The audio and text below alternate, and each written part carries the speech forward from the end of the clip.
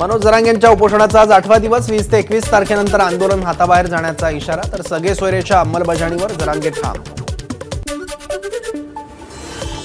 सगळे सोयरे कायद्याची अंमलबजावणी करा. अंमलबजावणी केल्याशिवाय आंदोलन थांबणार नाही. जरांगेंचा सरकारला इशारा. विद्यार्थ्यांच्या परीक्षा आहेत. आंदोलनामुळे विद्यार्थ्यांची अडवणूक होणार नाही याची मराठा आंदोलकांनी काळजी घ्यावी. मनोज जरांगेंचं मराठा आंदोलकांना आवाहन. पंढरपूरमध्ये सातारा पुणे महामार्गावरील वाखरी चौकात मराठा समाजाचं रास्ता रोको आंदोलन सुरू. मनोज जरांगेंच्या आमरण उपोषणाकडे सरकार दुर्लक्ष करत असल्यानं मराठा समाज आक्रमक.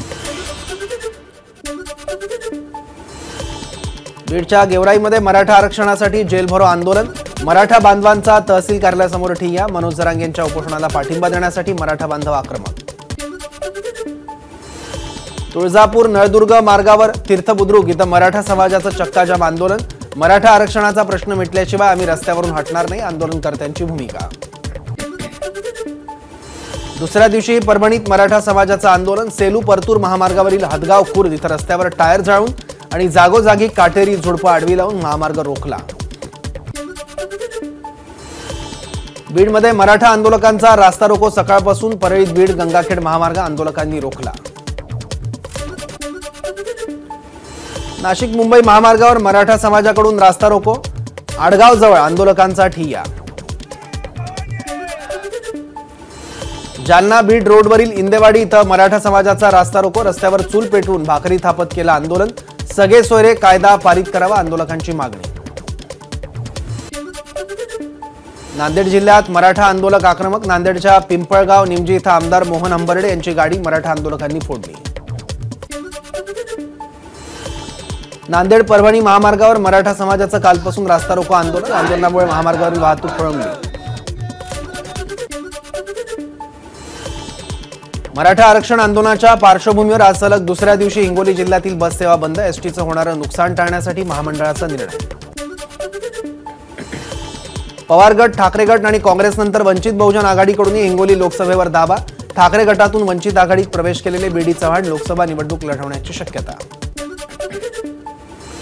राष्ट्रवादी नेते प्रफुल्ल पटेलांचा वाढदिवसाच्या केकवर पंतप्रधान मोदी आणि पटेलांचा फोटो. केक कापत जल्लोष साजरा. तर राज्यसभेवर निवड झाल्याबद्दलही कार्यकर्त्यांकडून आतषबाजी. गुहागरला जाण्यासाठी निलेश राणेंकडे 2 मार्ग होते. 2 मार्ग असतानाही निलेश राणे माझ्या कार्यालयाबाहेरून गेले. दगडफेकीवर भास्कर जाधवांची प्रतिक्रिया.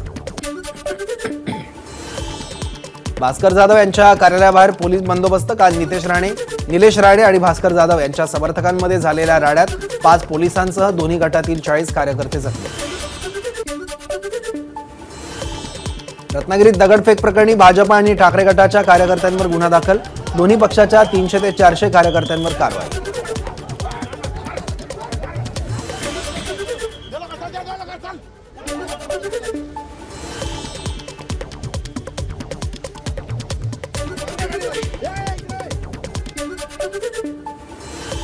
भंडाऱ्यामध्ये नागपूर कोलकाता राष्ट्रीय महामार्गावर वाहतूक कोंडी झाल्यानं विद्यार्थ्यांसह पालकांच्या चिंतेत वाढ.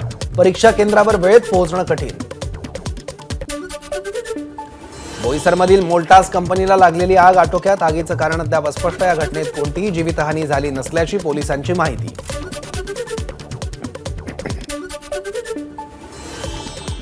यवतमाळच्या जामनगरमध्ये विवाहितेची गळा आवळून हत्या. घरगुती कारणातून पतीने हत्या केल्याचं पोलीस तपासात समोर. आरोपी पतीला पोलिसांकडून अटक.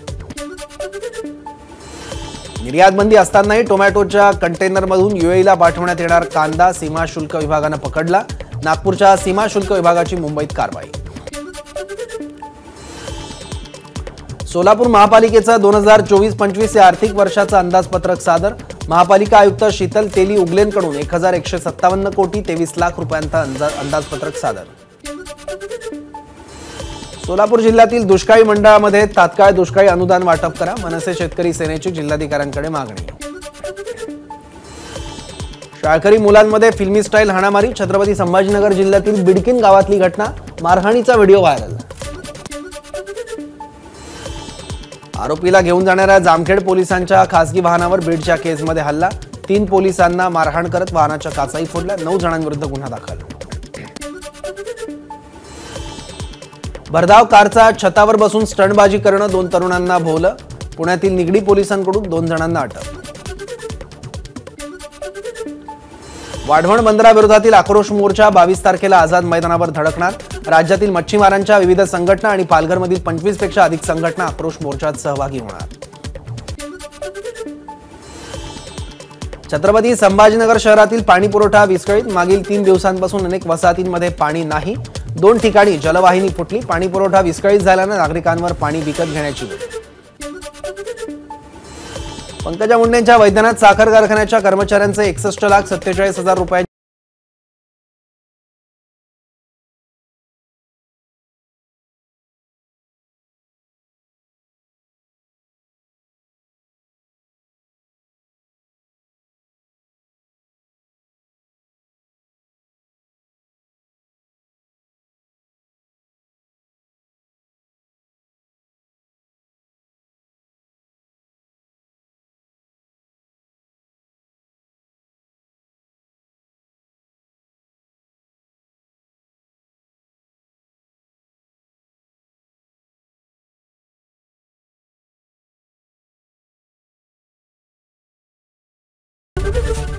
एबीपी माझा, उघडा डोळे बघा नीट.